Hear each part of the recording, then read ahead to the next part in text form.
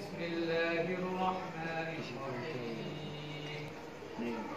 وإذ قال إبراهيم رب اجعل هذا البلد آمنا واجنبني وبني أن نعبد الأصنام.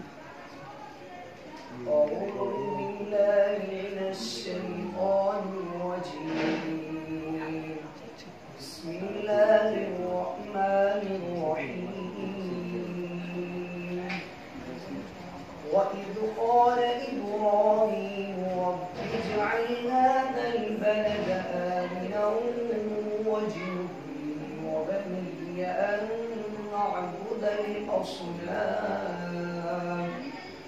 رب إنهن أضللن كثيرا من الناس فمن تبعني فإنه مني ومن عصاني فإنك غفور رحيم. ربنا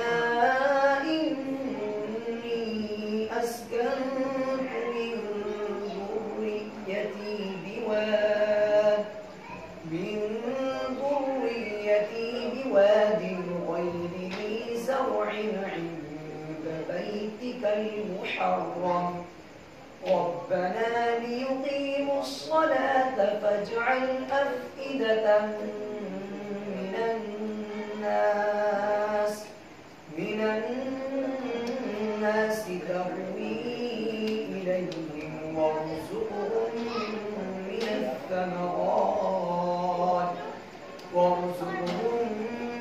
الثمرات لعلهم يشكرون.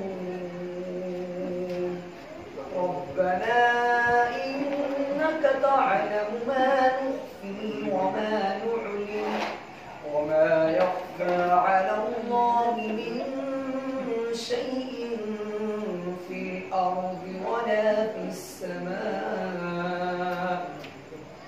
الحمد لله الذي وهب لي على الكبر إسماعيل وإسحاق إن ربي لسميع الدعاء.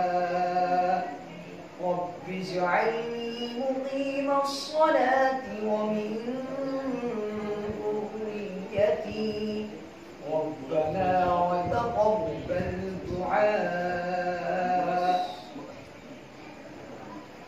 ألم تر أن الفلك تجري في البحر بنعمة الله ليريكم من آياته. بسم الله الرحمن الرحيم.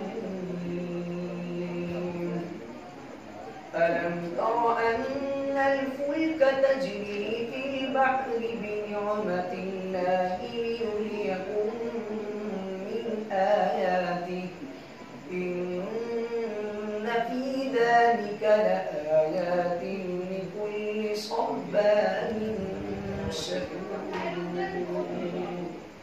وإذا غشيهم موج كالظلل دعوا الله مخلصين له الدين فلما نجاهم إلى البر فمنهم مقتصد وما يجحد بآياتنا إلا كل ختار كفور. يا أيها الناس اتقوا ربكم واخشوا يوما لا يجزي والد عن ولده ولا مولود هو جاز عن والده شيئا إن بعد الله حق فلا تغرنكم الحياة الدنيا ولا يغرنكم بالله الغرور. إن الله عنده علم الساعة وينزل الغيث ويعلم ما في الأرحام وما تدري نفس ماذا تكسب غدا وما تدري نفس بأي أرض تموت إن الله عليم خبير